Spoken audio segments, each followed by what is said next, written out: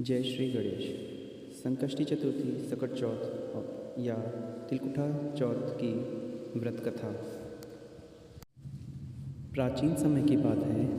एक बार माता गौरी के हृदय में एक इच्छा हुई कि कोई ऐसी संतान हो उनकी जो पिता से पूर्व माता की बातों को अधिक आदर और सम्मान करे। यह इच्छा माता के मन में लगातार रहने लगी। एक बार चतुर्थी के दिन माता गौरी स्नान करने लगी। माता गौरी ने अपने उपटन से एक बालक की प्रतिमा बनाई और उसमें प्राण डाल दिए। फिर उस बालक को अपने स्नान गृह के बाहर कार्य पर लगाया कि कोई भी माता गौरी की अनुमति के बिना स्नान गृह में प्रवेश न कर पाए जब तक माता गौरी स्नान कर रही हैं। बालक उस कार्य में पूर्ण मनोयोग से लग गया। इसके पश्चात भगवान शिव ने अपने गणों को माता के पास किसी कार्य के लिए भेजा तो बालक ने उन गणों को अंदर आने की अनुमति नहीं दी। कुछ समय के बाद भगवान शिव ने फिर से अपने गणों को भेजा और जब वे गण अंदर जाने का प्रयास करने लगे तो भगवान गणेश के साथ उनका युद्ध हो गया। यह समाचार जब भगवान शिव को मिला तो वे अत्यंत क्रोधित हो गए और क्रोध में आकर उन्होंने अपने त्रिशूल से भगवान गणपति पर प्रहार किया, जिससे भगवान गणेश का मस्तक कट गया। युद्ध का शोर सुनकर जब माता पार्वती बाहर आई तो उन्होंने भगवान गणेश के मस्तक को कटा हुआ देखा। कटा हुआ मस्तक देखकर वे अत्यंत दुखी हुई और विश्व का विनाश करने की प्रतिज्ञा लेने लगी। यह सब देख सभी देवताओं ने माता पार्वती को शांत किया और भगवान शिव से भगवान गणेश को पुनः जीवित करने के लिए प्रार्थना की। भगवान शिव ने अपने गणों को उत्तर दिशा में भेजा और कहा कि जो भी प्रथम जीव मिले उसका मस्तक काट कर ले आए। उत्तर दिशा में जब नंदी आदि गण गए तो उन्हें वहाँ पर एक ऐरावत हाथी, जो कि श्रापित था, स्वर्ग से निष्कासित हो ऐरावत हाथी धरती लोक पर आ गया था। ऐरावत हाथी का मस्तक कटा और वह मस्तक लेकर नंदी आदि गण भगवान शिव के पास पहुँचे। भगवान शिव ने गणेश जी के मस्तक की जगह हाथी का मस्तक रख उसमें प्राण प्रतिष्ठा कर दी। भगवान गणपति पुनः जीवित हो उठे, परंतु माता गौरी फिर से दुखी हो गई कि भगवान गणेश को हाथी का मस्तक लग गया है। इस चिंता को दूर करते हुए भगवान शिव आदि समस्त देवी देवताओं ने भगवान गणेश को प्रथम पूज्य होने का वरदान दिया और विशेष बुद्धि, बल और विशेष शक्तियाँ, रिद्धि सिद्धि आदि का वरदान भगवान श्री गणेश को दिया। और यह भी कहा कि जो इस दिन भगवान श्री गणेश का पूजन आदि करेगा उसकी सभी मनोकामनाएं भगवान शिव भी पूर्ण करेंगे। जय माता गौरी, जय भगवान गणेश, जय शिव शंकर। जय श्री गणेश। संकष्टी चतुर्थी, सकट चौथ या तिलकुटा चौथ की व्रत कथा 2। प्राचीन समय की बात है। एक बार भगवान शिव और माता पार्वती कैलाश पर बैठे हुए थे कि तभी भगवान गणेश और कार्तिकेय वहाँ आते हैं और उनसे विवाह कराने की इच्छा प्रकट करते हैं। भगवान शिव और माता पार्वती हंसकर बोलते हैं कि तुम में से जो भी परीक्षा पहले उत्तीर्ण कर लेगा उसका विवाह हम पहले कर देंगे।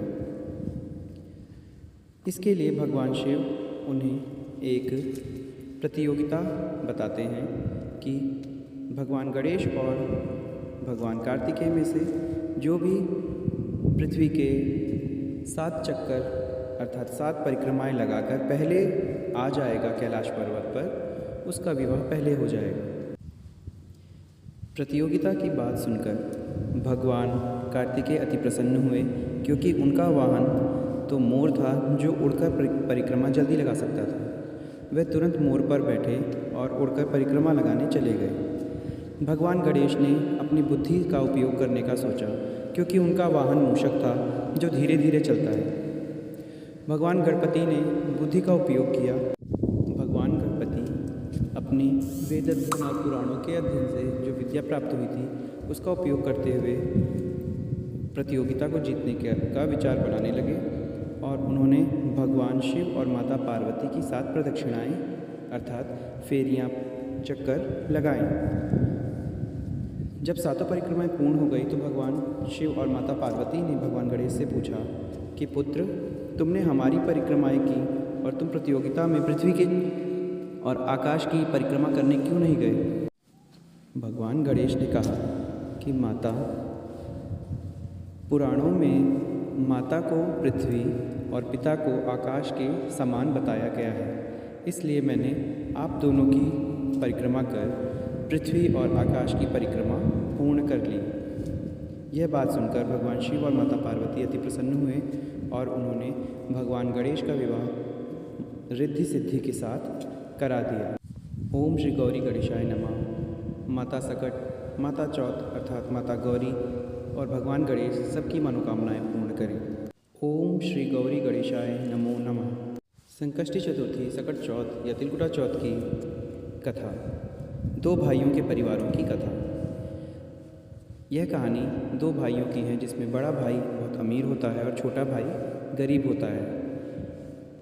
छोटा भाई को खाने पीने कपड़े आदि की भी व्यवस्था करने में बड़ी परेशानियां होती थी, इसलिए छोटे भाई की पत्नी बड़े भाई के घर में चौका बर्तन खाना आदि बनाकर जो खाना वह दे देती वह लेकर गुजारा करती थी। इसी प्रकार दिन बीतते गए। एक बार सकट चौथ का व्रत आया तो जेठानी ने भी व्रत रखा था। देवरानी ने जब उनके घर पर सारा खाना बना लिया तो वह अपने घर जाने के लिए खाना मांगने लगी। जेठानी ने बोला कि आज मेरा व्रत है और मेरे परिवार में भी किसी ने भी भोजन नहीं किया है, तो मैं पहले तुम्हें भोजन कैसे दे दूँ। देवरानी बहुत उदास होकर खाली हाथ अपने घर वापस चली जाती है। वहीं देवरानी के परिवार में उसका पति और बच्चे इंतज़ार कर रहे होते हैं कि वह अभी कुछ अच्छे पकवान लेकर घर वापस आएगी, लेकिन वह तो खाली हाथ लौटी थी। पति के द्वारा भी डांटा गया कि तुम खाली हाथ क्यों वापस आई। यह सब सुनकर रोकर वह सो गई। देवरानी ने भी संकष्टी चतुर्थी का व्रत किया हुआ होता है। उसके पास अधिक धन नहीं होता तो वह कोई व्यंजन नहीं बना पाती, बस तिल और गुड़ से ही भगवान को भोग लगाया होता है। स्वप्न में भगवान गणेश और सकट माता अर्थात माता गौरी सपने में आती हैं और देवरानी से बोलती हैं कि मुझे बहुत भूख लगी है, कुछ खाने के लिए दो। तो वह गरीब स्त्री बोलती है कि मेरे पास आपको देने के लिए कुछ नहीं है, बस तिल और गुड़ का प्रसाद रखा है, वही खा लीजिए। माता गौरी और गणेश उसे खा लेते हैं। जब सुबह वह उठती है तो देखती है कि उसके घर में सोना चांदी हीरे मोती से उसका घर भरा पड़ा है। फिर वह जेठानी के घर काम करने जाना छोड़ देती है। फिर जेठानी कई बार अपने बच्चों को भेजकर देवरानी को काम करने के लिए बुलाती है। देवरानी बार बार मना कर देती है।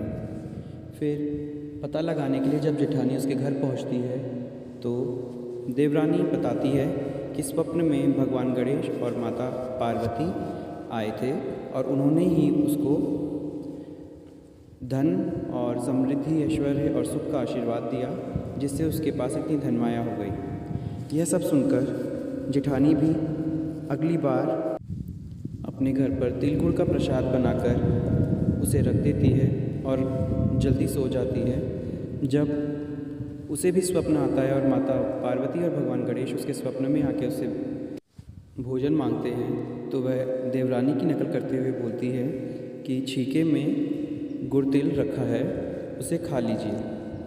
लेकिन माता पार्वती और भगवान गणेश उस पर कुपित होते हैं क्योंकि उसका व्यवहार अच्छा नहीं था। जब वह सुबह उठकर देखती है तो उसका पूरा घर दुर्गंध से भरा होता है, जगह जगह गंदगी होती है और उसकी धन माया कम हो जाती है। ओम गंगणपतये नमो नमः। ओम गंगणपते नमः। ओम गौरी देव्यै नमो नमः। संकष्टी चतुर्थी, सकट चौथ और तिलकुटा चौथ की व्रत कथा संख्या 4। एक समय की बात है, एक बार भगवान गणेश का जन्मदिन कैलाश पर्वत पर चतुर्थी के दिन बहुत ही धूमधाम से मनाया जा रहा था। सभी देवी देवताओं को जन्मदिन के लिए आमंत्रित किया गया था। सभी देवी देवता अपने अपने परिवार के साथ कैलाश पर्वत पर उपस्थित हुए और उत्साह के साथ सम्मिलित हुए। सभी लोग खा पीकर जब वापस जाने लगे तो भगवान गणेश मूषक के साथ खेल रहे थे। यह देखकर अभिमान से भरे हुए चंद्रमा ने अपनी पत्नी रोहिणी से बोला, यह देखो, यह कैसा जीव है। इस बालक का जन्मदिन इतनी धूमधाम से मनाया जा रहा है, इसकी सूंड देखो। यह अपमान भरे शब्द सुनकर भगवान गणेश कुपित हो गए और चंद्रमा को उनके रूप के अहंकार के खातिर श्राप दिया कि जिस रूप के लिए तुम इतना अभिमान कर रहे हो, यह समाप्त हो जाएगा। भगवान श्री गणेश के श्राप के कारण चंद्रमा का मुख मलिन हो गया, काला हो गया और वह कुरूप हो गए और रोने लगे और भगवान गणेश से क्षमा मांगी। भगवान गणेश को चंद्रमा पर दया आ गई और उन्होंने उनका श्राप का असर कम करते हुए कहा कि यह श्राप पूर्ण रूप से तभी समाप्त होगा जब तुम भगवान शिव की आराधना करोगे। यह बात सुनकर चंद्रमा तुरंत ही सौराष्ट्र प्रांत में गए और वहाँ मिट्टी से शिवलिंग बनाकर भगवान शिव की आराधना करने लगे। भगवान शिव ने प्रसन्न होकर उन्हें दर्शन दिया और उन्हें पुनः रूपवान होने का आशीर्वाद दिया। परंतु इस बार उन्हें यह आशीर्वाद मिला कि 15 दिन तक तुम्हारा रूप बढ़ता जाएगा और फिर 15 दिन तक उनका सौंदर्य घटने लगेगा।